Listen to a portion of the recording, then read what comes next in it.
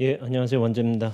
예, 날씨가 지금 뭐 구름이 많이 꼈는데 뭐 주말에는 뭐 괜찮을 것 같기도 하고 뭐 남부에서부터 이제 비가 온다고 해요. 일요일 날부터 제주에 비 온대나 해가지고 장마가 곧 있으면 들어가겠죠. 장마 비가 뭐 부족하다고 하는데 장마 오면 좀 나을 것 같아요. 그리고 장마가 비가 와서 그렇지 사실 비 오는 날 자체는 나쁘진 않아요. 제 경험이라고 해야 될까?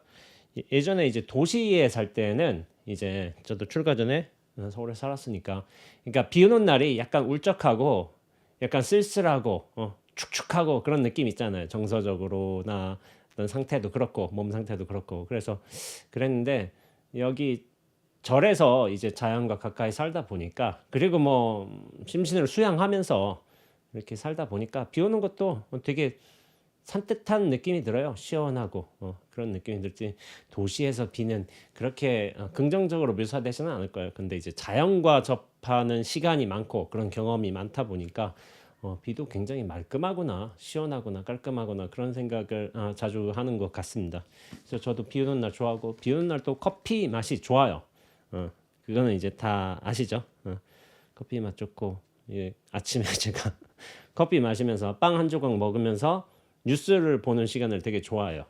뉴스 보면서 이런 일 있었구나 저런 일 있었구나 하지만은 제가 최근에 이제 보게 된 영상 중에 하나가 있어요. 뭐지? 제목은 모르겠는데 오리를 밟지 말라 그런 이제 영상이었어요. 뭐가 있냐면은 이제 문지기가 어떤 문을 지키고 있는 거야. 근데 여자 3명이 들어갔어. 근데 그 문지기가 특이한 말을 해요. 이 안에 오리떼가 많은데 오리를 밟지 말라고 한 거야. 근데 이제 여자 셋은 도대체 무슨 일이지 하고서 이제 조심해서 이제 걸어 다니죠. 오리를 밟지 않으려고. 근데 그것에 대한 이야기요. 제가 이렇게 말로 설명한 것보다는 일단은 영상을 먼저 보고 썰데렐라라는 채널에서 제가 가져온 영상입니다. 밑에 표기는 하겠지만은 영상을 한번 보시고 얘기해 보도록 하겠습니다. 세 명의 여자에게 문지기가 말했다. 문 안쪽으로 들어가서 오리를 밟으면 절대로 안 됩니다. 여자들이 안으로 들어가 보니 바닥에는 수많은 오리들이 있었고 신중하게 발걸음을 옮겼지만 여자 한 명이 오리를 밟고 말았다. 그러자 문지기가 못생긴 남자를 데려와서 여자와 쇠사슬로 연결을 했다. 당신과 이 남자는 영원히 학계입니다. 벌칙을 알게 된 나머지 두 사람은 극도로 조심하면서 움직였는데 또다시 한 명의 여자가 오리를 밟았고 문지기는 재빠르게 못생긴 남자를 데려왔다. 나는 무슨 일이 있어도 절대로 벌을 받지 않을 거야. 그녀는 수개월 동안 무사히 잘 지내고 있었는데 어느 날 갑자기 문지기가 남자를 데려왔다. 오리를 밟은 적이 없는데 도대체 왜? 여자는 당황하면서 남자의 얼굴을 봤는데 지금까지 본 적 없는 엄청 잘생긴 훈남이었다. 문지기는 두 사람을 쇠사슬로 연결했고 그녀는 남자에게 질문했다. 내가 무슨 좋은 일을 했길래 당신 같은 사람과 이어진 걸까요? 남자는 대답했다. 제가 방금 저기서 오리를 밟았어요. 자, 이제 영상을 보셨겠지만 이제 반전이 있었죠. 반전. 반전 때문에 되게 재밌었어요. 그러니까 사람들이 이 반전 매력 때문에 이 영상을 이제 좀 기억을 한단 말이에요. 근데 이제 댓글 보면 더 재밌어요. 댓글 보면은 나중에 이제 결국엔 내가 아니라 상대방이 오리를 밟아서 나와 연결이 됐잖아요. 그러니까 댓글들 뭐냐면 아마 여자들이 썼을 거예요. 그리고 20대, 30대 젊은 여자들이겠죠. 예. 박보검 어서 오리 밟아 막 이런 댓글이 막 1위로 올라가 있어. 어디 영상을 보면은 박보검 뭐 차은우 지금 밟아 하고서 막 하니까 사람들이 다 재밌어 하는 거고 이 영상을 보시는 분들은 박보검 차은우가 잘 이해가 안 될 수도 있어요. 이제 저 시대로 하자면은 이제 원빈 장동건 어서 오리 밟아 막 이런 거예요. 근데 원빈하고 장동건은 결혼을 했지요. 그러니까 지금 남아있는 유일한 솔로가 어떻게 보면 정우성인데 우리식으로 비유를 하자면 정우성 지금 밟아요 하고서 할 수도 있겠지만은 여러 좀 재미난 농담을 하기도 하죠. 이런 영상 보내고서 이를테면은 뭐 어떤 거사님과 뭐 별로 뭐 그냥 티카티카 하면서 좀 싸운다 하면은 이런 영상 보내면서 왜 오리를 밟으셔가지고 뭐 그런 말을 농담 삼아 보내기도 하죠. 그러긴 하지만은 근데 다를 수도 있지. 그 거사님 입장에서는 이제 거사님이 오리를 밟은 것일 수도 있는 거죠.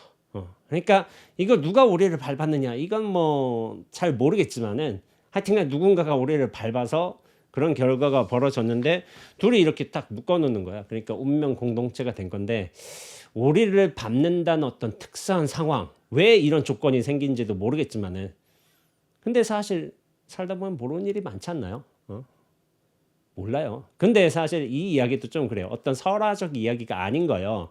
굉장히 오랫동안 전해져 내려오는 설화는 어떤 상징성이 있어요. 그리고 의미가 이제 함축성으로 들어가 있어. 어떤 거를 대변하고 그런 게 요소들이 있는데 이거는 그냥 약간 아이러니처럼 뭐 그냥 농담처럼 하는 이야기죠. 이야기니까 왜 오리가 나타났는지 그리고 못생긴 사람이 기준이라고 했는데 그건 이제 보는 사람의 시선의 문제죠. 내가 보기엔 못생긴 사람이니까 오리 밟으면 못생긴 사람 만나는구나 이렇게 엮이는구나 하고 자기 원리로 삼은 건데 사실 그거 몰라요.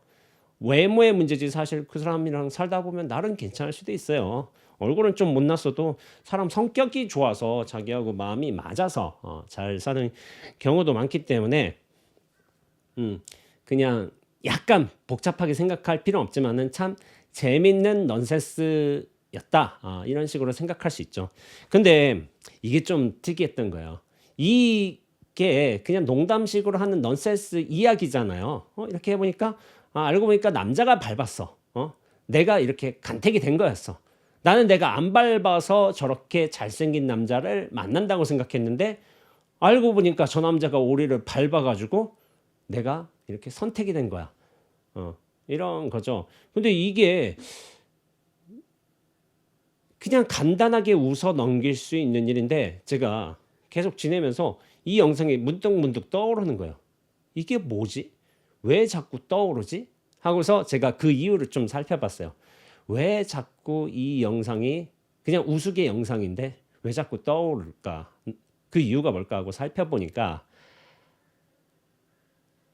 나중에 보니까 단순한 아이디어의 전환, 재미 이런 게 아니라 이게 관점이 전환돼서 그렇구나. 그것이 이런 영상으로 그냥 우스개 영상이지만은 영상으로 소개된 거예요. 그러니까 왜 이게 조금 중요한 의미를 가진다고 제 입장에서 생각이 되냐면은 세상은 내가 중심인 것처럼 살잖아요. 우리는 내가 중심이고 내가 판단하고 내 행동의 결과, 내 사고의 어떤 과정, 내 만남의 어떤 대상들 이런 거를 기본으로 해서 살아가는데 여기서는 그게 전도가 돼버린 거예요. 분명히 좋은 결과가 나타났는데 내가 오리를 밟지 않아서 저렇게 잘생긴 남자를 만났다고 생각하는데 사실은 저 남자 입장에서는 내가 들어오자마자 그 새 여자의 첫 여자처럼 오리를 먼저 밟아버린 거야. 그러니까 이 여자는 동시에 뭐냐면은 못생긴 여자가 될 가능성이 큰 거죠. 그러니까 내 행동의 결과, 사고의 어떤 과정으로서 딱 좋은 결과가 나타났다고 생각하면서 우리는 살고 있지만 왜냐하면은 나를 중심으로 해서 살고 있기 때문에 그래요. 근데 이 이야기에서는 저 남자가 밟아버렸기 때문에 동시에 이제 이 여자는 못생긴 여자가 되는 것이고 말하자면 내가 선택받은 삶을 사는 거예요. 어떤 내 의지나 생각이 요소로서가 아니라 저 사람의 어떤 실수로 인해서 내가 선택을 받았어. 그러니까 이 관점의 전환이 굉장히 중요한 것 같아요. 우리는 같이 사는 사람이고 저 사람도 저 사람의 생각이 있고 저 사람의 어떤 행동 결과로서 나를 만났다. 이걸 이해는 잘해요.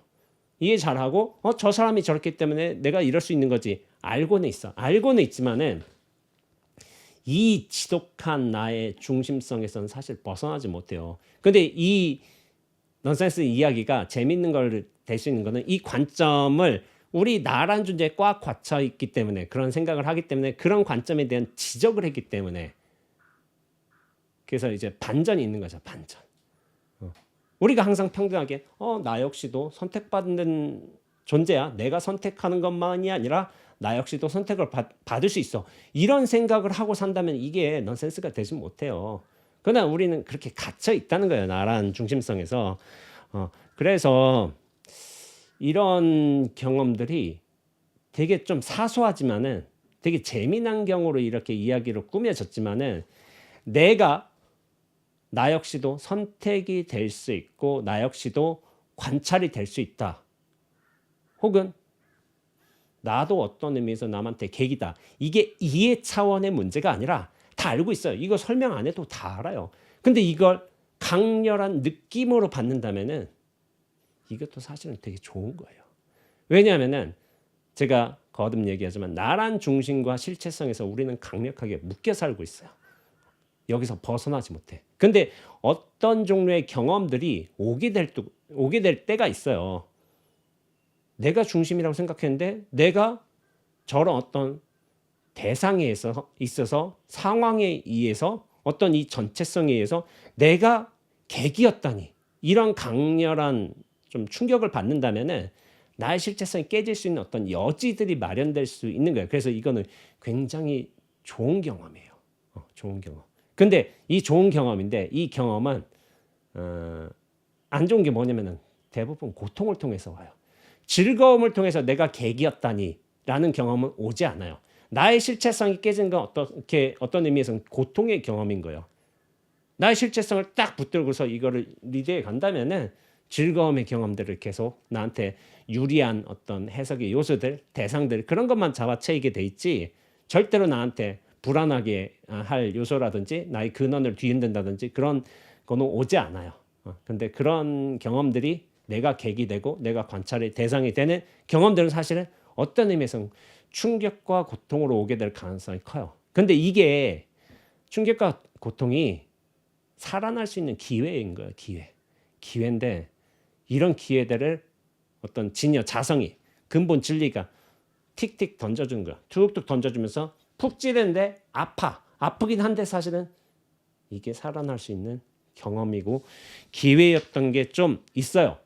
근데 제 인생에도 그런 거예요. 고통의 경험들이 있는데 그게 사실 살아날 수 있는 기회인 거예요. 본연의 자리로 돌아갈 수 있는. 근데 그걸 그렇게 감지하기는 쉽지는 않을 수도 있어요. 왜냐하면 나란 존재성은 나란 에고는 그걸 일단 벗어나려고 하니까 고통은 벗어나려고 하고 즐거움을 취하려고 하고 나에게 득이 되는 상황은 벌어지게 만들려고 있고 해되는 상황은 최대한 벗어나려고 하고 있고 그렇기 때문에 이걸 감지하고서 거기로 쓱 들어가기는 쉽지는 않아요. 되게 공포의 경험 이런 게 있잖아요. 제가 바닐라 스카이라는 영화를 얘기했었죠. 바닐라 스카이 마지막 장면이 어떤 거냐면은 톰 크루즈가 나중에 보신 분들은 아시겠지만은 톰 크루즈가 옥상에서인데 자기가 가장 두려워하는 경험이 뭐냐면 고소공포증이야. 근데 그런 옥상에 서가지고 결국 선택의 기회를 받게 돼요. 근데 여기서 이 옥상에서 뛰어내린다면 진정한 자신의 모습으로 돌아가는 것이고 물론 거기서 뛰어내리지 않는다면 여러 방법들을 통해서 약간 가짜의 삶을 살 수도 있어요. 근데 그 진정한 자기로 돌아가는 방법이 뭐냐면은 자기가 살면서 가장 힘들어했던 어떤 공포에 대한 경험 그게 고소공포증인 거예요. 근데 그게 자기로 돌아갈 수 있는 문이라니까. 이 극심한 공포가 자기가 두려워하는 어떤 상황이나 그게 본래의 자기로 들어가고자 하는 문이라는 거를 이 영화를 통해서 굉장히 좀 멋있게 해놨어요. 잘 해놨어. 근데 이거는 다른 데서도 마찬가지예요. 뭐라 그러지? 무라카미 하루키 소설을 보면은 제가 첫 책에서 질문이 멈춰지면 스스로 답이 된다 했지만은 그 책에서 썼지만은 우물이 있어요. 우물 안으로 우물이 안 보이잖아. 여기 밑이 깜깜하고 저기에 뭐가 있는지도 모르고 지하 세계고 그리고 뭔가 한정된 공간이고 그러니까 여기가 공포의 대상인 거예요. 어떤 의미에서. 그래서 일본 영화에서 우물이 좀 공포의 어떤 근원 요소로 나오는 경우도 있죠. 근데 문학적 장치로서 보자면은 여기가 근원으로 돌아갈 수 있는 문인 거야. 근데 공포스러운 거야. 나의 존재성을 잃어버릴 것 같고 그 어둠이 있는 자리에서 그리고 한정된 공간에서 그러니까 나의 실체성이 무너질 것 같으니까 사람들은 거기에 어떤 직감적인 근원적인 공포를 느낀 것이고 하지만은 사실은 거기가 진정한 자기로 돌아갈 수 있는 문인 거예요. 그 문, 그 상징성. 바닐라 스카이도 똑같죠. 고소. 여기서 떨어지면 죽는다. 그런 공포심을 갖고 있지만은 사실은 그게 길이에요, 길. 무유공포. 공포 안으로 들어가게 되면은 그 공포는 사라지게 돼요. 왜냐하면 나의 존재성을 어떻게 강렬하게 붙들었던 어떤 감으로부터 느낌으로부터 그것들이 근원이 팍 해체되는 일이기 때문에 오히려 그 공포 안으로 들어가는 것이 자신이라는 본연의 존재로 돌아갈 수 있는 방법인 거죠. 근데 공포라는 것도 그런데 제가 앞서 얘기했지만은 이 넌센스 이야기가 뭐냐면 내가 객이 될 수 있다는 거. 어떤 의미에서 자아에서는 에고에서는 내가 객이 될 수 있다는 거 엄청난 두려움과 공포가 될 수가 있어요. 왜냐하면 나는 세상의 중심에 서가지고 세상의 그 모든 일들을 판단하고 결정하고 내 중심으로 돌려야만 되는데 이 에고가 내가 객이 돼버려. 이건 엄청난 불안 요소고 공포 상황인 거예요. 그러니까 이걸 적극적으로 온갖 방식을 통해서 다 말리려는 거예요. 안 돼. 그렇게 들어가면 안 돼. 내 자리를 잃을 수는 없어. 해가지고 에고가 수많은 어떤 기제들을 만든다고 생각하는데 저는 공포도 그 중에 하나라고 생각해요. 공포를 통해서 나의 어떤 실체감으로부터 벗어나지 않게끔 하기 위한 여러 장치들을 마련해 놓는다고 생각을 해요. 근데 우리는 알게 모르게 삶을 살면서 내가 객이 되는 경험들을 치러 왔어요. 근데 이거를 감지하느냐 감지하지 못하느냐는 좀 사람마다 다를 수가 있다는 거예요. 근데 제가 여기에 대해서 이제 제 세길주 책이 있죠. 다만 나로 살 뿐. 이 책 2권을 보게 되면은 이제 사람들은 별스럽지 않게 생각할 수 있는 글 하나가 있을지 몰라요. 그게 뭐냐면 제가 소호 만난 거예요. 소호 만난 거. 가만히 바라만 보고 있었습니다라는 글인데 249페이지에 이게 소호 만난 게 뭐 대수로운 경험이냐 트레킹 때. 그렇지만 저는 이거를 사실은 이런 자기 경험의 요소로서 서술하게 됐지만은 많은 것을 저는 상징하고 있는데 이 상징의 어떤 관념적인 용어를 빌어서 뭐 개념적인 설명을 빌어서 이것이 이렇게 악압하게 되고 이렇게 나도 관찰될 수 있고 이런 걸 아니라 자기 어떤 구체적인 경험으로서 표현이 되는 게 저는 좋다고 생각하고 있어요. 그래서 이런 글을 쓰게 됐는데 한번 읽어보면서 왜 내가 객이 되고 내가 관찰의 대상이 되는 경험이 중요한지 그걸 또 감지하는 것이 왜 중요한지 한번 생각해 보도록 하죠. 제가 이미 읽어봤는데 제가 세계 일주 때 페루에 갔어요. 페루가 이제 고산 도시가 많죠. 마추픽추도 있고. 근데 이제 와라즈라는 곳이 있어요. 해발 3,500m예요. 3,500m면은 어디지? 라싸보다 좀 높은 것 같아요. 라싸가 2,900, 3,000 정도 됐나? 근데 고산 도시죠. 고산 도시인데 이제 거기서 이제 중간에 머물게 되었는데 거기서 두 가지 이제 좀 액티비티가 있어. 뭐 할 수 있냐면은 파스토루리 빙하 트레킹하고 695수 트레킹이 유명해요. 그래서 빙하 트레킹하고 695수 트레킹인데 제가 빙하는 이미 아르헨티나에서 이제 좀 보고 왔어요. 실제로 트레킹도 하고. 그래서 빙하에 대한 어떤 그게 없었어요. 동경이. 왜냐면 충분히 했기 때문에. 근데 이제 트레킹 같은 경우에는 695호수라는 게 굉장히 유명했는데 아마 숫자일 거예요. 69번째 호수. 그러니까 페루에서 어떤 임시로 호수에 번호를 붙여놨는데 그게 숫자가 69번째 호수였던 걸로 기억을 해요. 근데 이제 원래는 그게 트레킹이 쉬운 게 아니죠. 3,500m에서 하게 되니까.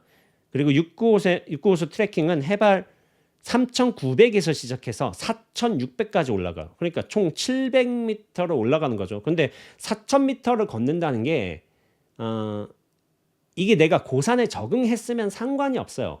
근데 이제 처음에 내가 페루 가가지고 하면 어지럼증을 느낄 수가 있어요. 그게 굉장히 높기 때문에 와라즈도 그렇고. 그러니까 이거를 충분히 적응하지 않으면 굉장히 힘들 수가 있어요. 근데 이제 저는 그 고산 적응을 오래 했으니까 그래서 그렇게 어렵다고 생각하지는 않았어요. 4,600이면 어디냐? 안나푸르나 베이스 캠프보다 더 높을 거예요. 그게 4,300인가? 그 정도 됐던 것 같아. 근데 적응을 했기 때문에 저는 이제 가벼운 마음으로 트레킹 떠난 거예요. 버스를 내려서 이제 뭐냐면은 공원 입구에서부터 이제 3시간 정도 트레킹에 올라가고 1시간 정도 쉬고 또 하산길은 좀 더 쉽죠. 2시간 정도 내려오면 되니까 총 6시간 트레킹인 거예요. 근데 뭐지? 저는 6시간 트레킹인데 6시간 트레킹이면 사실은 그렇게 짧은 트레킹은 아니거든요. 근데 저는 약간 그때 당시에는 등산을 워낙 많이 했었고 6시간이 되게 짧다고 생각했어요.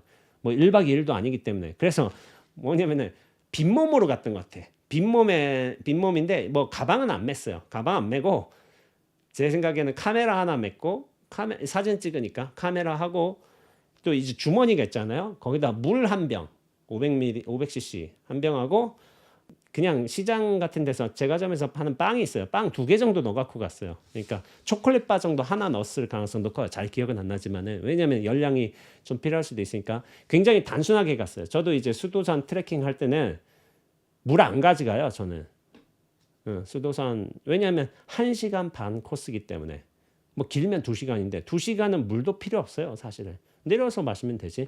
그러니까 전 빈몸으로 갔다가 빈몸으로 돌아오는데 핸드폰은 가져가죠. 핸드폰은 워낙 필수 요소가 되어버렸으니까 현대인들에게.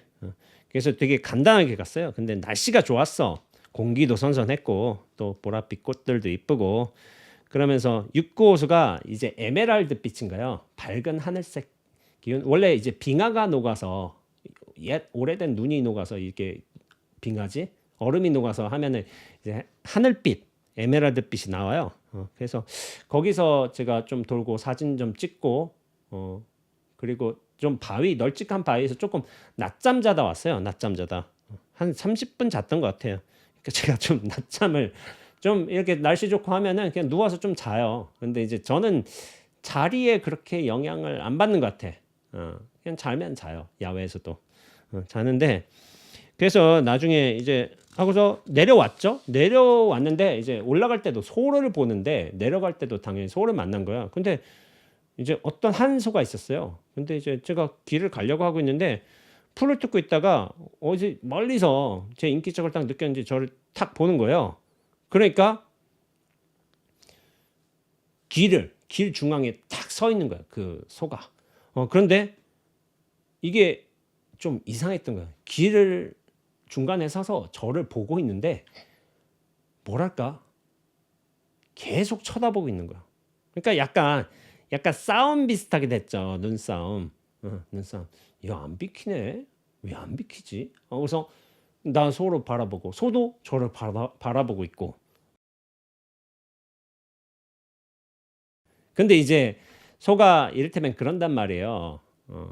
이제 관광객이 이게 트레킹 한 사람들이 뭐를 줘서 받아 먹을 수도 있는데 제가 볼 때는 그러지는 않은 것 같아요. 소가 뭐 초코파이를 먹는다든지 뭐 이게 빵을 먹는다든지 그거는 먹을 수는 있겠지만 당연히 그런 건 아닌 것 같고 느낌상으로 저 소가 그냥 저를 순수하게 바라만 봤던 것 같아요. 그거를 제가 좀 책에서 어떤 표현을 보자면은 소는 저를 순수하게 바라만 보고 있었던 것입니다. 소가 저를 쳐다본다는 것은 하등 이상한 이유가 없습니다. 제가 소를 쳐다보듯 소 역시 저를 쳐다볼 수 있습니다. 우리가 이게 아는 내용이에요.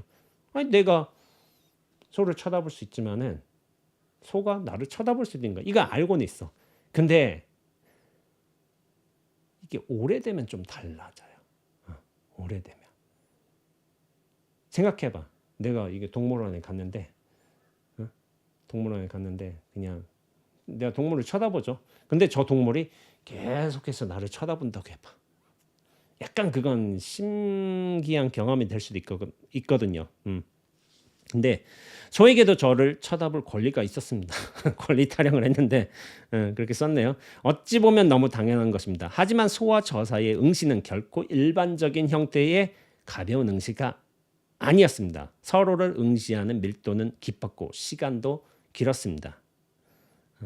시간이 길었다고 하는데 사실 1분 정도의 시간인 거예요. 1분 정도. 근데 1분이 소를 탁 마주 대하고서 서로의 눈을 바라보는 그 5초도 아니고 10초도 아니고 1분은 굉장히 긴 거예요. 1분 자체는 길지는 않지만은 그 서로를 대면하고서 뚫어져라 쳐다보는 1분은 굉장히 긴 거예요. 근데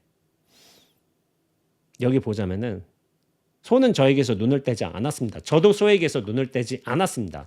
마치 누가 먼저 시선을 거두는가의 눈싸움 같기도 했습니다. 서로 흔들림 없는 시선의 만남이 공기의 밀도를 한껏 높였습니다. 단 몇 초의 일이 아니었습니다. 그렇다고 몇 분간의 일도 아니었습니다. 단 1분 정도에 불과한 바라봄이었습니다. 그렇죠? 근데 그게 길게 느껴진 거야. 이 상황에 길게, 깊게. 소의 눈은 심연과도 같은 깊이가 있었습니다.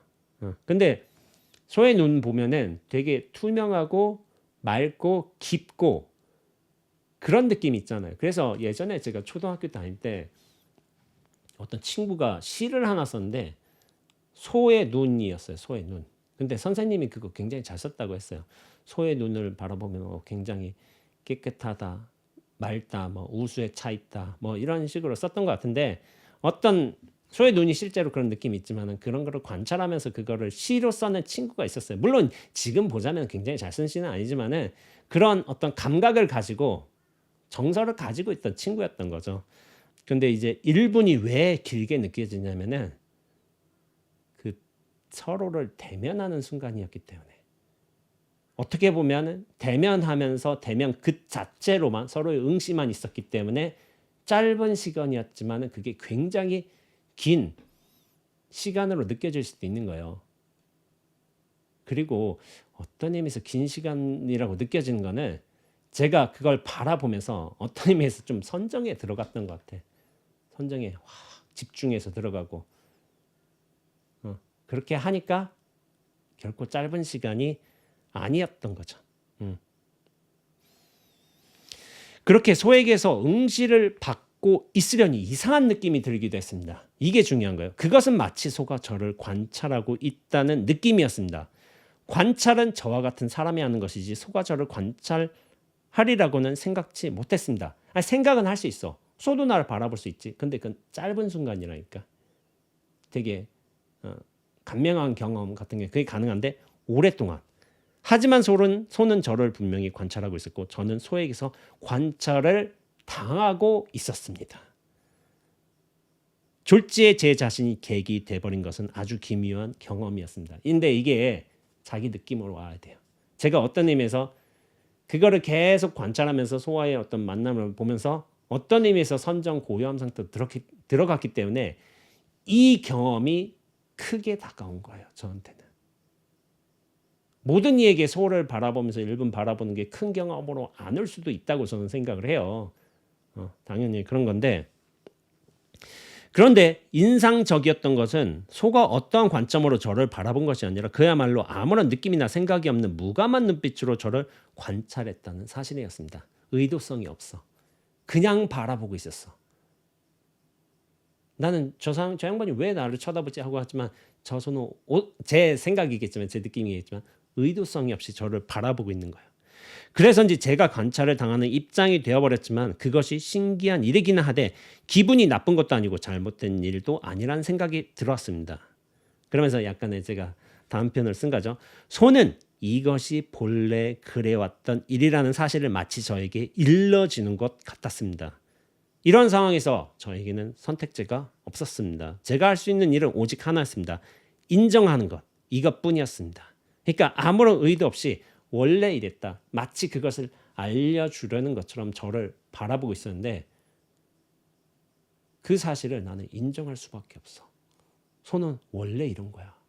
라는 것을 마치 알려주려는 그쵸? 어떤 선지식 같기도 했죠. 어떤 의미에서는.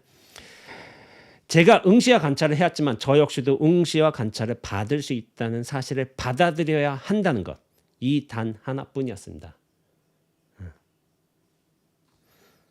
그쵸? 내가 응시와 관찰의 대상이 될 수도 있다는 것. 근데 나는 이것을 받아들여야 한다는 것을 어떻게 보면 소가 아무런 의도 없는 듯한 그런 맑은 눈빛으로 분명하게 말하고 있었던 거죠. 그렇게 1분여의 시간이 흐른 뒤 소는 이제 심연과도 같은 시선을 거두었습니다. 그리고 마치 소기의 일을 모두 마쳤다는 듯이 길에서 벗어나기 시작했습니다. 제가 길을 못 가고 있었으니까. 그리고 다시 드넓은 초원으로 천천히 발길을 옮기고 있었습니다. 예, 본래 자리로 돌아온 거죠. 근데 소는 의도성이 없을 수도 있어요. 당연히 의도성이 없어. 근데 마치 저를 깨우쳐 주기 위한 하나의 경험을 선사해 주듯이 그렇게 타고 왔고 그냥 본래 있던 자연으로 초원으로 다시 돌아간 거야. 이거 다 제 생각입니다. 근데 왜 이렇게 생각하느냐? 그걸 받아들일 준비가 있는 사람이 된 사람이 이렇게 느끼는 것이고 이렇게 생각해서 정리해내는 거예요. 이것도 사실은 그냥 제가 이렇게 만들어낸 하나의 글인 거죠. 근데 사소한 경험처럼 보일 수도 있지만은 그런 어떤 전체성으로서 내가 관찰을 당할 수도 있고 전체 인연에서 나라는 인연이 이렇게 드러날 수 있다는 거, 그것이 소라는 상징물로 대변됐을 뿐이야. 그거를 어느 정도 준비를 해놓은 사람이 내가 실체가 아니다, 중심이 아니다, 소에게서 나도 관찰될 수 있다. 근데 소라는 것은 우리 불교에서는 굉장히 중요한 상징이잖아요. 깨달음의 상징이에요. 깨달음의 상징, 진리의 상징, 진여의 상징. 약간 실제적으로 소가 그렇게 되기도 했지만은 어떻게 보면 소가, 진여가, 진리가, 깨달음이 나에게 언어의 한 경험을 그렇게 와라즈의 어떤 그런 트레킹 코스에서 딱 주었던 거예요. 근데 생각해 보세요. 그 와라즈 트레킹을 가면서 소를 봤던 사람은 무수하게 많잖아요. 그리고 소와 쳐다봤을 수도 있어. 근데 이게 그냥 평범한 경험이 아니라 어떤 자기의 어떤 진리에 대한 어떤 감각을 키우고 나 자신이 계기 될 수 있다는 어떤 이 공포감이 생길 수도 있거든요. 두려움이 생길 수도 있고. 근데 그 공포와 두려움이 생긴다는 것도 일반적으로 일어날 수 있는 건 아닌 거예요. 뭔가 준비되고 그것이 허물어질 그렇게 바탕을 마련해 둔 사람이 공포 불안감을 느낄 수 있는 거예요. 이 완고한 자기 실체로 갇혀 있다면 여기엔 아무런 느낌이 없을 수도 있어. 저 소 신기하네. 사람들 많이 볼 텐데. 아이고 소 저렇게 행복한가 보다 하고서 쓱 지나간단 말이에요. 그러니까 이것도 어떤 경험들이 온다 하더라도 그 사람한테 의미를 갖추기 위해서는 저 사람이 준비를 해놨어야 돼. 근데 저 같은 경우에는 물론 세계 일주 놀러 간다고 했죠. 근데 제가 놀러만 갔겠어요. 계속 나에 대해서 생각해보고 마음의 근원을 어떤 살펴보기도 하고 왜 이런 생각이 들었을까 이렇게 따져보기도 하고 정진을 통해서 어떤 명상에 들어가 보기도 하고 여러 경험들을 다 했던 거예요. 근데 여기서 소라는 게 나타났지만은 그냥 나에게 주어졌던 건 아니었구나. 그리고 그걸 내가 받아들일 어느 정도의 준비가 되어 있었구나 하는 생각이 들어요. 놀러 갔을 때 수행은 알든 모르든 하고 있는 거예요. 하고 있는 거. 그 마음 자세가 되어 있다면은. 그래서 마지막에 제가 이런 말 했죠. 나중에 시면을 뜻하는 어비스란 영화를 보게 되었을 때, 어비스 굉장히 유명한 영화죠. 저도 몇 년 전에 작년인가 봤던 것 같아. 근데 옛날 영화인데 심해 영화, 이제 뭐 공포 영화, 그런데 굉장히 재밌어요. 감독은 내가 까먹었다. 니체가 시면에 대해 말한 엉꾸를 보게 되었습니다. 어떤 영화평 보면서 봤던 거예요. 근데 이 말이 당시 와라즈의 초원에서 만난 소의 눈빛이 지니는 의미와 너무나도 흡사해 놀랐습니다. 그래서 니체는 독일 사람이죠. 독일 사람인데 영어로 번역이 되어 있는데, 그대가 오랫동안 시면을 들여다볼 때 시면 역시 그대를 들여다본다 라는 글귀가 있는 거예요. 이걸로 해서 제가 글이 끝을 맺었을 거예요. 내가 시면을 바라본다고 생각하는데 시면 동안 나를 바라보고 있다는 거야. 근데 나라는 중심 실체에만 머물러 있다면 시면을 바라보는 게 아니라 보통은 대상을 바라봐요. 대상을, 상황을, 드러난 결과들을. 왜냐하면 내가 그렇게 중심이 돼야 되니까. 주객, 상대방은 다 객이 될 뿐이야. 근데 시면이라는 걸 진리라고 마냥 환산한다면은 내가 진리를 바라본다면 동시에 뭐가 있냐면 진리 역시도 나를 바라보고 있는 거야. 내가 눈앞을 본다 하지만은 눈앞도 나를 보고 있는 거야. 이게 한 몸이 된 건데 한 몸으로서 일이 벌어지고 있다는 것을 알아야 돼요. 근데 나라는 이제 작은 중심이 갇혀 있다면 이게 한 통의 일이라 이제 한 몸의 일이라 생각하지 못해요. 근데 이게 어떻게 보면은 내가 진리를 바라보지만 진리도 나를 바라보고 있다. 이게 색 즉시 공이고 공 즉시 색이에요. 이게 쌍방향 일이야. 쌍방향. 물론 방향성은 있을 수 있어. 근데 이게 사실은 전체 일인 거야. 전체 일. 내가 소를 바라보고 있어. 진리를 바라보고 있어. 그거는 어떤 의미에서는 공적의 일이지만 공적으로 향하니까. 근데 공적의 일도 나를 바라보고 있는 거야. 눈앞의 일, 진리의 일, 소의 일이 나를 바라보고 있어. 이게 영지의 일인 거예요. 진공의 일이고 또한 묘유의 일이고. 근데 이게 한 통에서 벌어지고 있어. 한 통에서. 그래서 두 개가 함께 가는 거예요. 다만 이제 방향성, 흐름성은 좀 있을 수는 있어요. 이렇게 있을 수는 있지만은 그렇게 되는 거죠. 두 개가 한 통으로 가야지만 맞는 거예요. 그런데 여기서 이제 니체가 이런 글귀를 써놨으니까 참 이게 참 좋은 글귀예요. 그대가 오랫동안 시면을 들여다볼 때 시면 역시 그대를 들여다본다. 이거를 뭔가 아는 사람이야지만 쓸 수 있거든요. 모르는 사람은 이렇게 못 써요. 근데 니체라든지 쇼펜하우어라든지 아니면 사르트르라든지 그리고 헤르만 헤세 제가 저 시타르타 책을 통해서 달았죠. 이 철학가들이라든지 문학가 같은 경우에는 이제 불교가 서구 철학에 들어갔어요. 20세기에 1900년도 뭐 이게 그 전에도 들어갔겠지만은 이런 사람들이 영향을 받았어요. 영향을 불교 철학에. 그래서 쇼펜하우어는 이제 굉장히 비관적인 성향도 크지만은 우리가 도덕 시간에 약간 비관론자를 배웠을 거야. 그러니까 인생은 고통이다. 그렇게 얘기하기 때문에 비관론자 이렇게 하는 거야. 근데 그렇게 말하자면 서가모니 부처님도 비관론자지요. 왜냐하면 삼법인 통해서 일체계 고라고 했잖아요. 그럼 비관론자야. 내 사실은 좀 인생이 고통이다. 일체가 고통이다. 저는 거기에 대한 이제 지금의 견해는 좀 달라요.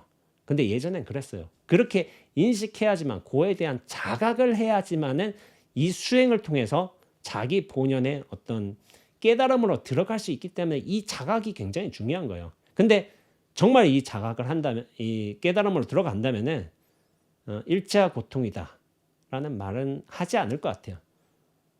일체가 스스로 그러하다라는 말을 한다든지 일체가 있는 그대로 진실이다라고 말할 수 있는다든지 세상의 그 모든 일들이 신비의 일들이다 이렇게 말할 수도 있다고 생각을 해요. 저는 그렇게 느끼고 있지만은 근데 그 자각 요소가 중요하기 때문에 근데 이제 니체와 사르트르의 경우는 이제 힌두교하고 불교에 굉장히 영향을 많이 받았어요. 하이데거 같은 경우에는 독일이라니 이제 도교에 의해서 도교 철학의 영향을 받았고 헤르만 헤세는 당연히 불교, 힌두교 영향을 굉장히 많이 받은 분들이고 그러니까 이게 철학가들이 20세기 철학가들이 이 불교라는 종교가 들어오면서 그 거대한 철학 체계가 들어오면서 자기의 그 시대 조류의 흐름이 완전히 바뀌어버린 거예요.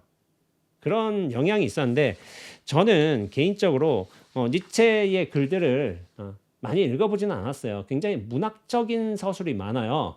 비유적이고 일단 설명보다는 약간 상징적인 구술 뭐 자라투스트라는 이렇게 말했다. 저는 그걸 예전에 읽어봤어요. 읽어봤는데 그때 이해가 안 되더라고.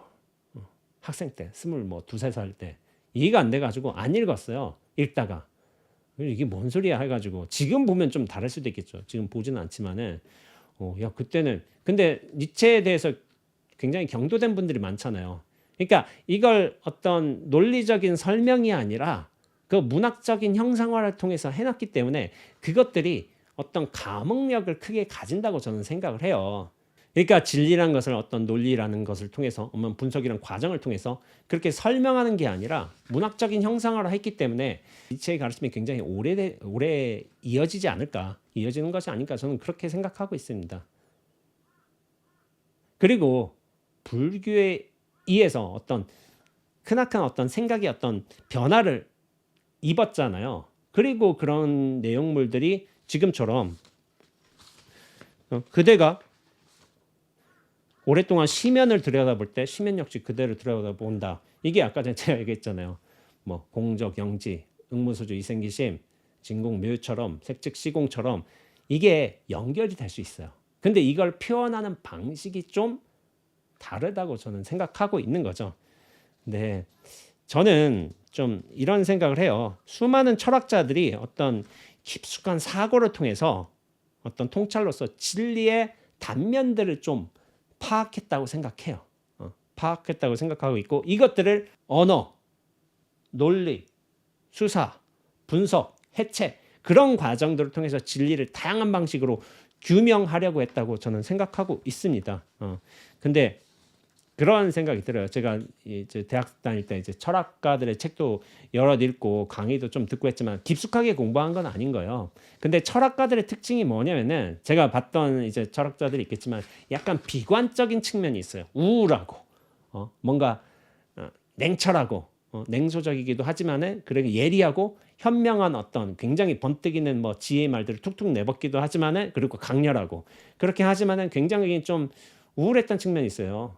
요즘 철학가들은 좀 아닐 수도 있어요. 굉장히 긍정적이고 밝은 사람이 있을 수도 있겠는데 아마 이 영상 보시는 분들께서는 연세가 50대 이상이 많으시기 때문에 철학가들은 굉장히 깊숙한 고뇌에 빠져 있기 때문에 굉장히 즐겁고 해피한 사람은 잘 없을 거라는 생각을 좀 어떤 고정관념으로 가지고 있지 않을까. 저 역시도 그런 고정관념을 가지고 있고 그렇게 생각해요. 이를테면 뭐 비트겐슈타인 같은 사람이 있죠. 그러니까 오스트레일리아 철학자거든요. 이 사람 같은 경우는 굉장히 부유한 집안에서 태어났어. 철강 회사 집안에서 태어났을 거예요. 그래서 뭐 궁에 뭐 브람스, 슈만 뭐 이런 거장들을 모셔다가 비트겐슈타인 어떤 가문이 있는가 봐요. 그 궁에 초청해서 연주를 했던 거예요. 근데 그렇게 유명한 사람들을 불러들여서 이제 연주를 할 수 있었지만은 근데 이제 좀 문제가 있었어. 약간 집안에 우울증 이력이 있었던 거예요. 그러니까 형제들이 우울증에 많이 걸려서 제가 알고 있기로는 첫째, 둘째, 셋째 형 모두 다 자살했어요. 자살해가지고 근데 이 영향이 비트겐슈타인에게도 없었을까요? 약간 집안 내력이라면은 본인도 자살 충동을 느끼고 되게 죽음에 대한 어떤 공포를 느꼈던 거예요. 평상시에. 그러면서 이것을 어떻게든 극복하려고 했죠. 근데 이제 제가 알고 있기로는 어떤 기술학교에 들어갔어요. 근데 히틀러하고 동문이었던 거야. 히틀러하고 같이 다녔어요. 그 기술학교에 다녔는데 결국에는 나중에는 거기서 공부해가지고 맨체스터 공학대학에 진학을 해서 항공공학을 공부한 거예요. 근데 여기서 이제 책을 만난 거죠. 이렇게 러셀과 화이트헤드가 쓴 수학 원리라는 책을 만나요. 그러면서 약간 수학 철학에 매료가 돼요. 근데 여기 푹 빠졌던 거야. 우와, 이 수학이 굉장한 거였구나 해가지고 그리고 어떤 철학인데 이걸 수리적으로 어떤 논증하고 뭐 밝혀내는 과정에 굉장히 매력을 느꼈던 거예요. 근데 이제 그때 이제 캠브리지 대학의 러셀 교수를 찾아가서 그때 이제 당신에게서 철학을 배우고 싶습니다. 수학 철학을 배우고 싶습니다. 이렇게 하니까 러셀이 뭐 모르는 상태에서 그럴 수 없으니까 이제 글 하나 써오라고 해요. 글 하나. 한번 글 하나 써보라고. 나중에 글 하나 써보고서 이제 도표하고 이렇게 한 거 보니까 천재인 거야. 천재. 철학에 어떤 재능이 있는지 살펴보러 갔는데 그걸 해놓은 게 작업을 해놓은 게 약간 천재과에 속한 거예요.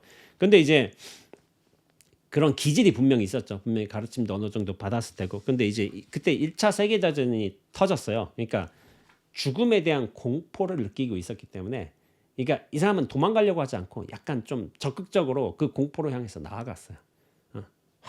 그 전쟁 그 오스트리아 군으로 입대했어요. 입대해가지고 그때 입대하면서 막 글을 썼던 거야. 글을 썼던 것이고 나중에 이렇게 하다가 포로 수용소에 잡혔을 거예요. 잡혔는데도 이제 계속 글을 썼어. 그때 이제 집필한 글이 논리, 철학, 농고라고 굉장히 유명한 책이라고 해요. 저는 안 읽어봤습니다.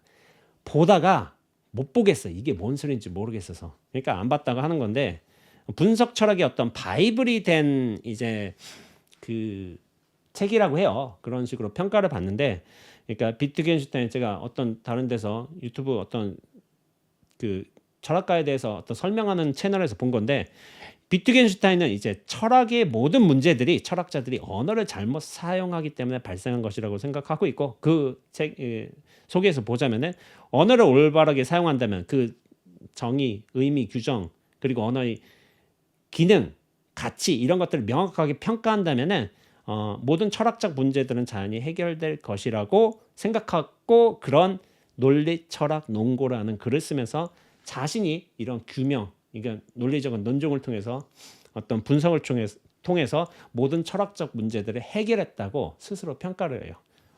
그러면서 철학을 전공을 했지만 철학 문제를 다 해결했어. 그러니까 뭐 어떻게 할 일이 없어요.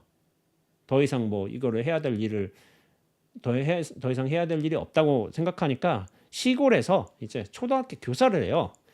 교사를 했는데 그러니까 무리직으로 말하자면 세상에서의 큰 일을 끝내고 돌아가서 교사를 하는 거죠. 원래는 이제 철강 회사의 막대한 부를 상속받을 수 있었는데 그거 다 거절했어요. 그러면서 산속 오두막 같은 데서 지어가지고 거기서 이제 살았던 거예요. 자연으로 들어가서. 근데 이제 이런 사람도 있고 여러 철학자들도 있지만 비트겐슈타인 하나의 예시지만은 나중에 암으로 죽었을 거예요. 암으로 죽었는데 많은 철학자들이 제 느낌상으로는 굉장히 우울했어요. 비관적이고 굉장히 지혜가 번뜩이긴 했지만은 행복하지는 않았던 삶인 것 같아요. 뭐 다른 철학자들도 마찬가지고 사르트르라든지 아니면은 뭐 누구지 쇼펜하우도 그렇고 뭐 사르트르 같은 경우는 무슨 말을 했지? 타인은 지옥이다 뭐 이런 말 했잖아요. 뭐 니체 신은 죽었다 뭐 이런 말도 하고 그리고 다른 철학자들 보면 굉장히 좀 부정적인 용어들을 많이 사용했을 거예요. 그래서 그런지 몰라도 저는 철학가들이 굉장히 행복한 삶을 살지는 않았다고 제 알매 영역에서는 그렇게 생각하고 있어요. 근데 제가 철학에 대해서 크게 매력을 느끼지 못했던 이유는 뭐냐면은 저도 약간 그런 기질이 있었을 거예요. 좀 심연으로 파고들고 우울하고 그러니까 20대 때 학교 다닐 때 저를 알았던 사람들께서는 제가 온갖 세상의 어떤 문제들을 다 끌어안고 우울하게 사는 사람 이를테면은 온갖 그 철학 옛날 오래된 책들의 어떤 잉크들을 다 씹어 마신 것처럼 이 책들을 씹어 마시고 이 씁쓸한 맛없는 거 계속 먹는 것처럼 무슨 잉크 씹은 얼굴 똥 씹은 얼굴은 아니고 잉크 씹은 얼굴로 그렇게 살았던 측면이 있었던 것 같아 제가 볼 때는. 근데 이게 중요한 게 아닌 것 같아요. 나는 자유롭고 행복한 존재가 되기를 원하지 철학적으로 똑똑하고 굉장히 뭔가 뭐 매력적인 면이 있어요. 그런 사르트르 얼마나 멋있어. 멋있는데 그런 게 중요한 게 아니라 난 자유를 위해서 사는 게 중요하다고 생각하고 있고 그 당시에 이 자유를 구현한 사람들이 누굴까? 제가 볼 때는 한국의 선사들이 그렇게 자유로운 삶을 살았던 거예요. 그래서 선사들의 어떤 삶을 짤막짤막하게 뭐 이제 만공스님, 효봉스님 뭐 해서부터 경허스님, 뭐 하남스님 해서부터 어떤 책이 있었어요. 그런 선사 용성스님도 있었고 그런 스님들의 일대기를 짤막짤막하게 한 20페이지, 10페이지씩 20페이지씩 다룬다면은 여러 명 할 수 있거든요. 그거 딱 보고서 이분들 정말 자유롭게 살았구나. 나 이분들처럼 살아야 되겠다. 그런 생각을 하게 됐어요. 결심을. 그래서 제가 이건데 저 행사 태설당으로 출가했을 적에 출가하고서 행사 태설당으로 인사를 갔죠. 노장님이. 왜냐면 행자가 딱 갔단 말이야. 근데 시자스님이 옆에서 데리고 갔어. 데리고 가지고 노장님한테 딱 삼배 드리고 노장님이 물어봐요.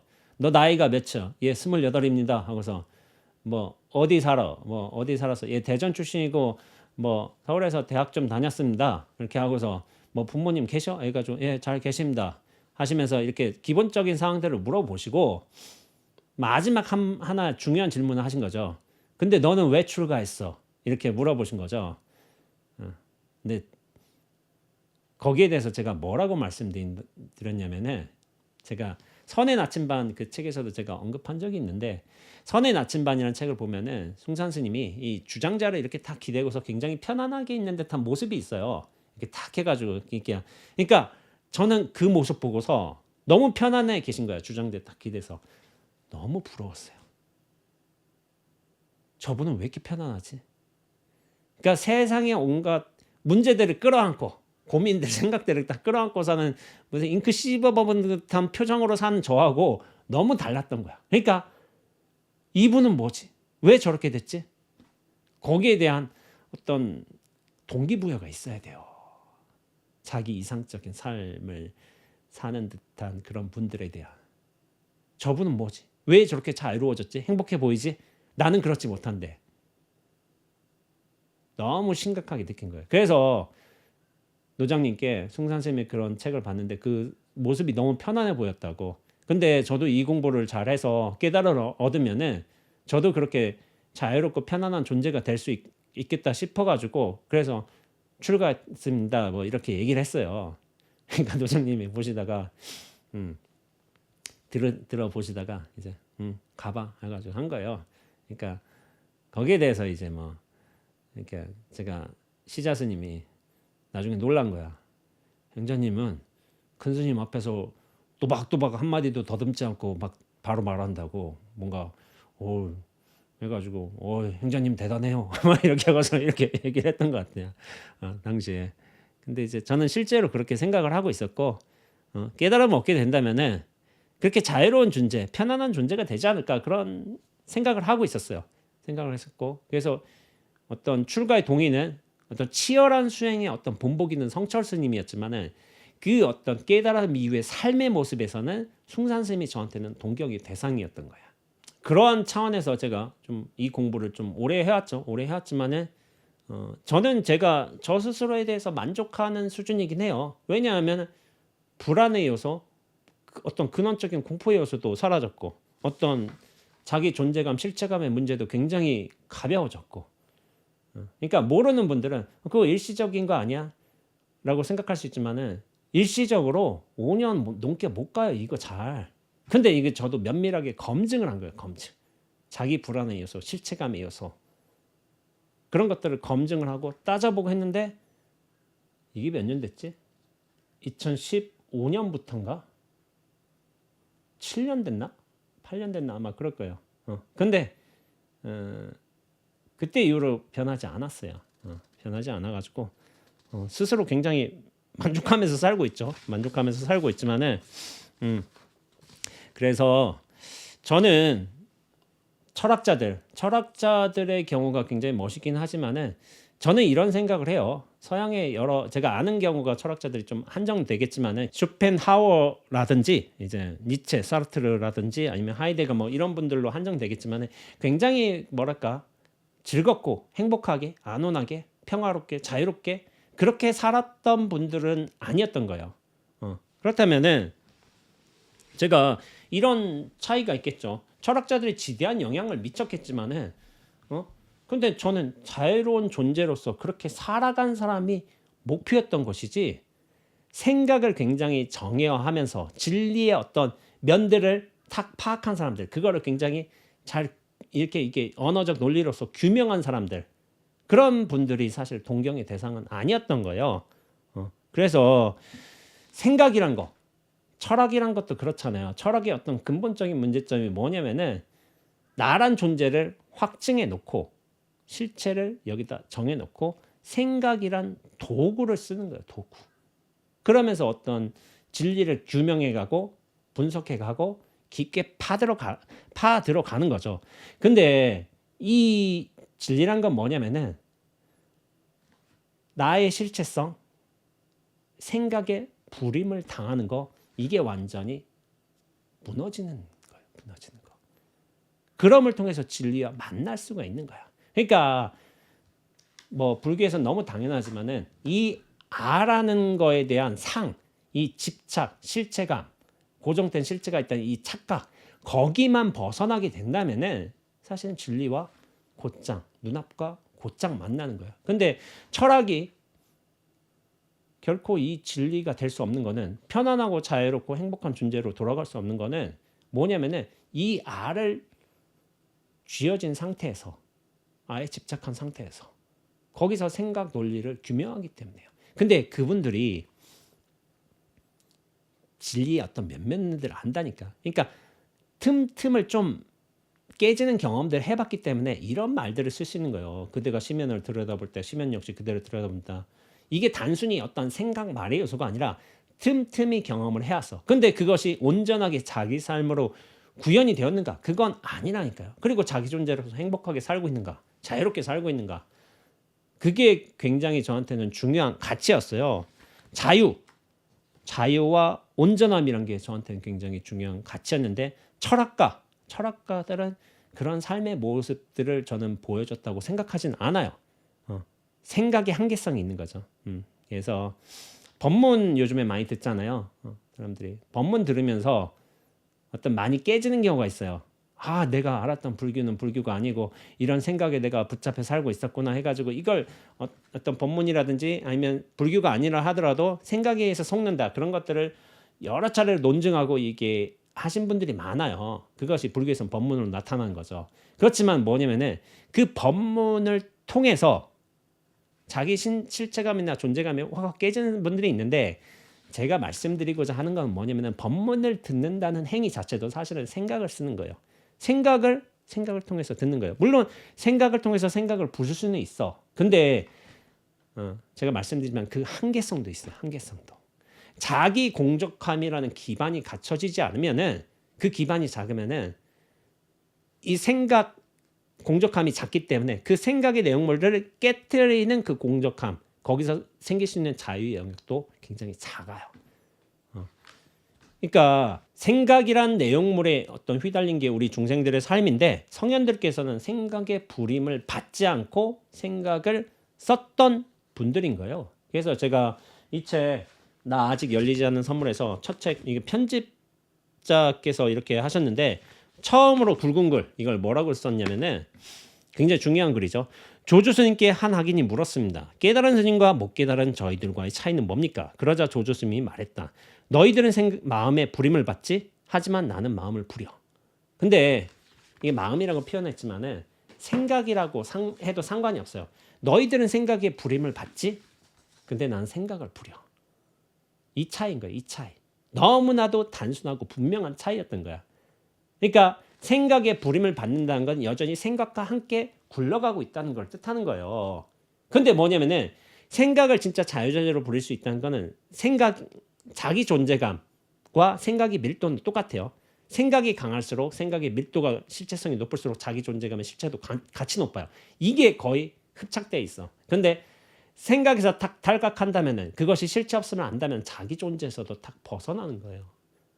그 생각이 정말 강력한 힘을 가지고 있기 때문에 그렇기 때문에 생각을 통해서 법문을 통해서 가르침, 책, 내용 이런 교설들을 통해서 비워질 수는 있어요. 그런데 뭐냐면은 진정한 자기 자신으로서 눈앞의 자유로서 어떤 온전함으로서 구현이 되려거든 생각 아닌 것에 힘을 높여야 돼요. 밀도를 높여야 돼. 그래서 성현들께서 그렇게 공적함의 시간, 명상의 시간, 내면 탐구의 시간, 자기 수행의 시간 그걸 가졌던 거예요. 법문을 통해서 이제 안목이 조금씩 깨지는 분들이 있어요. 많이 있어요. 이제 깨졌는데 근데 제가 말씀드리는 바로서는 저를 찾아오는 많은 분들이 그렇지만은 슬쩍 열렸어. 근데 슬쩍 열렸기 때문에 슬쩍 닫혀버려. 그러니까 이게 밀도가 깊지 못해서 그래. 자기 공적함의 기반, 선정의 어떤 깊이, 어떤 비어있음의 어떤 크기를 키워놓지 않은 상태에서 생각으로 탁탁 깨지니까 이제 작은 영역만큼 대통 같은 뭐 소견이라고 하지만은 그 정도만 탁 깨진 거야. 그러니까 이걸 정말 공적함이란 기반을 잘 마련해 둔다면은 인연 따라서 크게 깨져요. 크게 깨져. 크게 깨질수록 분명히 자유로운 상태가 됩니다. 작게 깨져서 문제지. 그러니까 저는 그렇게 보고 있어요. 큰 깨달음, 작은 깨달음이란 게 있어요. 깨달음 자체에는 깊이도 없고 밀도도 없어요. 근데 뭐냐면은 나의 비워짐의 정도만큼 그렇게 깨지는 정도만큼 실체감에서 벗어나는 정도만큼은 탁 그 깨지는 정도가 달라요. 그렇기 때문에 큰 깨달음, 작은 깨달음이 있어요. 왜냐하면 나란 실체감, 착각으로부터 벗어나는 정도는 다르니까. 깨달음 자체는 당연히 깊이가 없지. 법에는 얕고 깊음, 크고 작음이 없어요. 남녀도 없고. 그러나 우리 착각은 정도가 있다니까. 착각에 빠진 정도는. 근데 착각에서 벗어나는 정도만큼 깨달음으로 구현돼요. 그래서 본질적으로는 다르지 않지만은 그 실체감으로서 벗어나는 정도는 다 다르다. 그렇게 생각하고 있어요. 그래서 저는 많은 분들이 이렇게 법문을 통해서 생각의 어떤 실체 없음을 안다고 하지만은 근데 그 안다는 영역에도 머무르지 않고 삶으로서 실제 그러냐 그렇게 명백하고 자유로운 삶을 살고 계십니까? 라고 물어본다면은 거기에 대해서 슬쩍 웃으면서 그러고 있습니다 라고 이제 말을 할 수도 있고 슬쩍 웃으면서 그걸 답으로 대신할 수도 있는 거죠. 그렇게 하는 분들은 아직은 잘 못 본 것 같아요. 근데 삶의 경험에서 아니 가르침으로 돌아가지도 않고 뭐 이제 공적이란 뭐 이제 이론으로도 돌아가지도 않고 어떤 수행의 어떤 집중으로도 돌아가지 않고 그 자체로서 명백하고 자유로운 삶을 사는 분들이 이렇게 자신 있게 말하는 분들도 저는 굉장히 적다고 생각하지만은 그렇게 간 분들도 저는 별로 없다고 생각하고 있어요. 그래서 삶에서 자유로워한다고 제가 말하는 거예요. 삶에서 자유로워져야지 삶 그 자체로서 자유로워져야 한다는 것이지. 근데 법문을 듣는 거는 생각을 쓰는 것은 여전히 한계가 있다. 근데 그 정말 밀도를 높이기 위해서 눈앞의 밀도를 높이기 위해서 눈앞 자체는 사실은 생각이 의해서 규정될 수 있는 게 아닌가요? 그러니까 생각 아님으로써 생각의 속성이 아닌 것의 밀도를 키워야지 이 눈앞과 제대로 만난다는 거야. 그래서 공부를 통해서 논리적인 규명을 통해서 철학자들은 이제 논리적인 규명을 통해서 하는 거죠. 그렇게 하지만은 법문도 사실은 생각이라서 법문을 너무 오래 듣는 거는 저는 좋지 않다고 얘기하고 있어요. 왜냐하면 그거 생각에 의해서 분명히 내 생각의 전환을 맞이할 수 있는 경험들은 늘어나겠지만은 궁극적으로 그것도 생각이기 때문에 생각이 없으면 공적하고 생각이 있으면 자유롭게 부리는 게 진정한 의미의 자유지 어떤 한 방향에 취해서는 안 되는 거예요. 그래서 자기 밀도, 눈앞의 밀도를 정말 높이기 위해서는 생각 아닌 것, 자기 그릇에 비워짐, 어떤 선정, 눈앞과 만날 수 있는 기회인 거예요. 그게. 그렇기 때문에 저는 정진을 하라고 말씀드린 거예요. 정진을 통해서 그 기반이 분명히 마련이 돼요. 누군 왜 이게 이제 법문 듣는 분들께서 이제 대부분 느끼는 건데 슬쩍은 아는데 계속 불안한 거야. 뭔가 온전치 못한 것 같고. 그러니까 써니즈라는 분께서도 찾아왔었죠. 그러니까 책을 통해서 법문을 통해서 사람들과의 만남을 통해서 이게 했는데 분명히 알고 있어. 알고는 있는데 여전히 뭔가 미진함을 느끼는 거예요. 대부분 다 그래요. 대부분. 왜 그럴까? 근데 여기서 좀 상식적으로 생각을 해보자고요. 왜 수많은 성현들과 나도 분명히 이거는 알긴 아는데 성현들과 나의 차이점이 뭘까? 할 적에 그분들은 인고의 시간, 침묵의 시간, 정진의 시간, 어떤 자기 소멸의 시간, 그런 자기 비워냄의 어떤 수행의 시간들을 가졌던 거예요. 그러니까 그게 확 크게 깨질 수 있는 거지. 작은 깨달음도 깨달음이 아니라고 말할 수 있는 건 아니지만은 힘이 없어요. 힘이. 그래서 매가리가 없다고 제가 표현하는 거죠. 그래서 제가 오늘 말하고자 하는 거는 뭐냐면은 내가 시면을 들여다도 보고 있고 시면 역시 나를 들여다보고 있다. 이걸 니체가 한 말이지만은 나조차도 어떤 전체에서 인연 따라 드러난 결과임을 알 적에 여기에 머무르지 않고 이 인연을 부릴 수 있는 분명히 힘과 여유가 생겨나요. 그럴 때 저는 이제 어떻게 보면 숭산 스님처럼 삶에 들어가면서도 삶에서도 자유롭게 편안하게 그런 삶을 살아갈 수 있다고 생각을 하고 있습니다. 그러면서 자기 경험이에요. 자기 느낌이에요. 이론적으로 설명하고 논리적으로 뭐 이해하고 그런 게 중요한 게 아니라 순간순간의 경험에서 자유롭고 명백할 수 있다면 그리고 자기라는 온전한 존재로 탁 돌아갈 수 있다면 거기서는 더 이상 공부가 필요 없을 수도 있어요. 공부하면 좋지. 저는 좀 단점이 뭐냐면 좀 게을러가지고 공부를 안 하는 것 같아. 많이 아는 게 없어요. 아는 게 없지만은 이 처음으로부터 제가 주장했던 자유로움, 온전함 이것이 가장 중요하다고 생각하고 거기에 저는 올인을 했어요. 올인. 그 삶의 경험에서 그 자체로서 자유롭자. 그게 처음부터 제 목표였고 저는 어느 정도 제가 스스로 만족하고 있다고 생각을 해요. 그리고 제가 이게 저의 생각만이 아니라 저와 많은 분들이 교류를 하시잖아요. 교류를 하는데 그걸 뭐 보시는 분도 있고 아시는 분도 있고 느끼시는 분들도 많아요. 그러니까 이 가마력이란 거는 내가 열린 만큼 이게 퍼지게 되어 있는 것도 가마력의 어떤 속성인 거예요. 근데 저는 그런 걸 여러 차례 느껴요. 이제 여러분들이 말씀해 주시기도 하고 그렇기 때문에 내가 할 수 있는 영역은 이걸 굉장히 논리적으로 이론적으로 잘 설명해 주고 지식의 내용으로서 그렇게 하기보다는 내가 할 수 있는 특기에서 이거를 그런 느낌으로 전달해 주고 어떤 삶에서 구체적으로 경험에서 실현되는 거를 어떤 말씀드려야 되겠다. 그런 것을 이제 중점에 삼고서 이런 법문도 하고 있는 것 같습니다. 예. 오늘 영상은 되게 좀 뭐랄지 좀 농담인데 이 내가 오리를 밟지 않으려고 했지만 내가 오리를 밟은 사람에 있어 선택이 됐다는 거 그거 되게 가벼운 농담이잖아요. 농담이지만은 농담처럼 느끼지 않는 것도 어떻게 보면은 이 공부를 하는데 굉장히 중요한 요소예요. 농담의 기현들이 탁 왔지만은 이게 뭔가 있어 하고 탁 낚아채고서 그걸 물어뜯고서 끝까지 파헤쳐 가는 것도 사실은 공부인의 어떤 자세인 거예요. 그것도 똑같죠. 소와 이게 1분 동안 눈 마주친 것도 사실은 별거 아닌 일인 거예요. 그런데 이것이 자기 어떤 마음 수행의 준비, 자기 본원을 찾아가고자 하는 준비가 된다면 이것도 큰 일이 될 수 있는 거야. 그러면서 이런 센스를 좀 가지고 있다면은 좀 붙들고 늘어져서 끝까지 가보는 거. 그러면서 자기 목표를 좀 분명히 하시라는 거예요. 저는 개인이라고 하지만 이제 나란 존재의 자유와 온전함으로 돌아가는 것이 가장 중요하다고 생각하고 있고 그것이 구체적인 삶의 경험에서 명백하게 드러난다면 사실은 이 공부 안 해도 된다고 생각하고 있어요. 그 명백함으로 누리면서 나란 존재를 써먹으면서 살면 되지.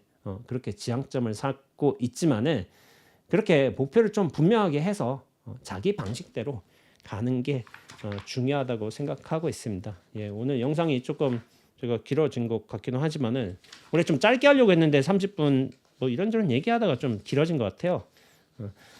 도움이 됐기를 바라면서 주말 잘 보내시고 다음 영상 때 뵙도록 하겠습니다. 예, 수고하셨습니다.